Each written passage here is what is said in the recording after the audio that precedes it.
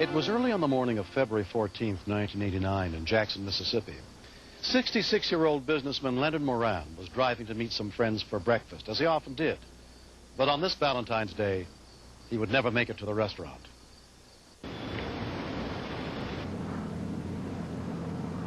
"27-year-old Lynn Porter was driving just behind Leonard Moran through rush hour traffic as they neared a busy intersection. The man in front of me, he just leaned over his front seat very slowly. And I thought, well, maybe he might be picking up something or using a car phone. Because he did not come back up, for some reason it just went in my head that this guy's having a heart attack. Something's not right here. And I knew that the car's got to be stopped.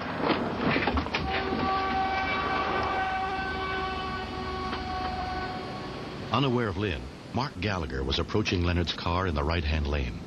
As I went around the car, my truck is so high, I looked down in it and I saw a man laid over the seat. And the only thing that went through my mind at first was, I've got to stop that car, because if we get in the middle of that intersection, somebody's going to get hurt really bad. So I sped up. I was running at full speed. I could just almost feel the muscles in my face being pulled back, trying to catch up with his car. I pulled up 100 feet in front of the car, thinking that it had just hit the back of my truck and stop it before it got into the intersection. His foot had come off the accelerator and the car was slowing down. I was trying to open the car door and I could not keep my footing. I was hanging on the steering wheel. It did go through my mind, I'm fixing to be swept underneath the car. While hanging on with my right hand, I took my left hand and tried to put down the emergency brake. When I couldn't push down the emergency brake, I threw myself on top of him and threw it into park. He was laying across the front of the seat, and I put my ear up to his mouth, and I couldn't hear any breathing. He was not breathing at all. As we got there next to each other, I said, go call for help. I picked him up and put him in the middle of the street. He was a bluish color. Felt for a pulse. There wasn't a pulse. I felt for a heartbeat. There wasn't a heartbeat. He wasn't breathing. So I started CPR. I hadn't taken CPR in 15 years. I ran to one house. There was no answer. I went to another house. I said, please. I said, please, someone help.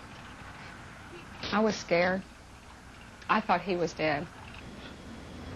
It was real hard doing it by yourself. I knew I couldn't stop. There was no way you could stop. If you stop, the man dies. When I went to the houses and no one would answer, I got discouraged because I remember I'd taken CPR courses and I knew you've got 4 minutes to react before brain damage might set in, and I knew something had to be done fast for this gentleman.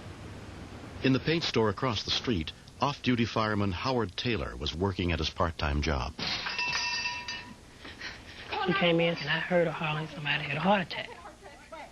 But she was so upset. I told her, you call for help. I know CPR, and I'll go out and start CPR on the man.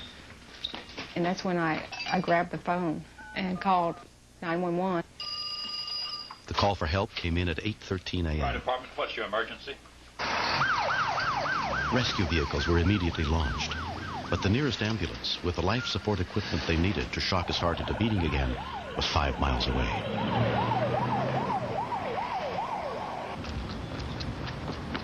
When I got out there was a man doing CPR. He was doing the best he could do. He didn't have his rhythm just right. I identified myself as being a fireman. I checked the vitals. He had no signs of life, no pulse. He wasn't breathing. I said, well, let's go. I got to do it. And I started compression.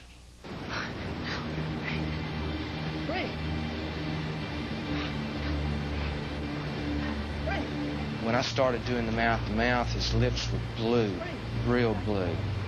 There was nothing. In my mind, he was dead. When we continued, I was very distraught. It had been 7 minutes since Leonard Moran's heart stopped beating. After I went back, I wanted to get in there so bad and help. And they were working so hard, and I wanted to be part of it. I really wasn't aware of what was going on around me at the time. We would stop occasionally and check his pulse, but we never got a pulse. Never got a heartbeat. Come on, breathe!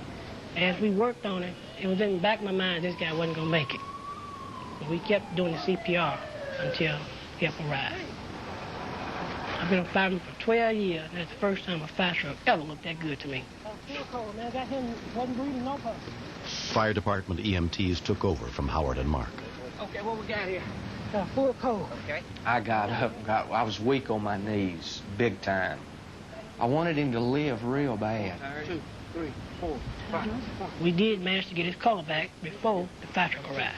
And from that point on, it was in their hands. Y'all did a good job. Good job.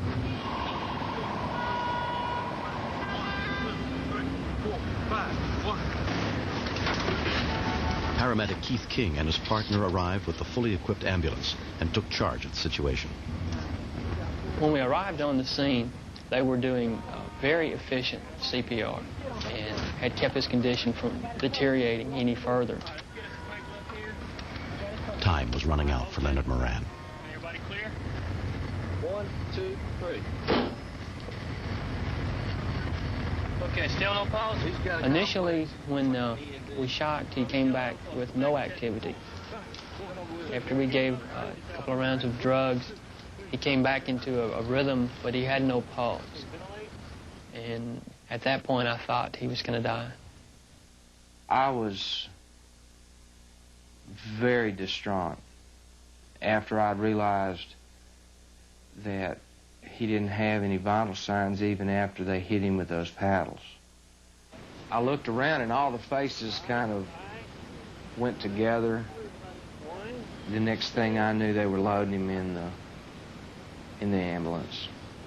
And the whole time, I was thinking maybe I could have done better.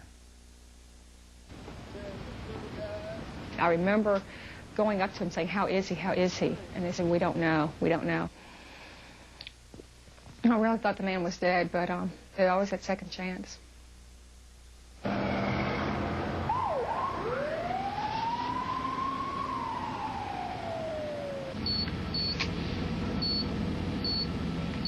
I was very concerned whether he was going to make it or not. So I called Station 8, and I asked him, I said, "Is Mr. Moran doing all right?" He said, "Man, you did it. You did." I said, "I did what?" He said, "That man was alive, and he opened his eyes right as we got there." 17 minutes after his sudden death heart attack, Leonard Moran's heart finally began beating again. I said, "Wow." I said, "I did it?" He said, "Yeah, you did it. You did it."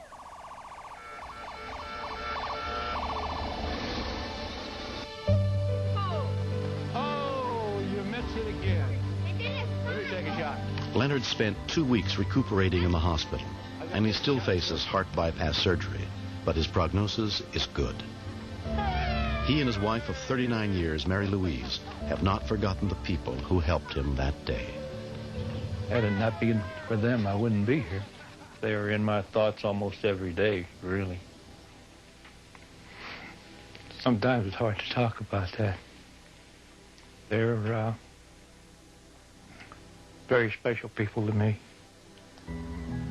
After I saw Mr. Moran in the hospital and were able to see that he was living, I'll never be able to describe that feeling. It's just a touching feeling that, hey, we all pulled together, and everyone pulled together, and there, this man lived. And about 3 weeks later, we all had dinner with him, and then he gave us a plaque, and it was a heart, and then you knew he was going to be all right. And I think, if anything, through this situation, if I can emphasize how important CPR is, to know at least you can give a guy a second chance. You either can stand there and look at him, or you can give him a second chance. I thank God that I knew when it counted. What a wonderful wonderful gift to get him back on St. Valentine's Day. I could have lost it, but I didn't. I got him back. And he's going to stay around for a long time. Are you ready? Yeah. I'm ready. Let me go fight him. If you are interested in learning CPR, contact your local office of the American Heart Association or the American Red Cross.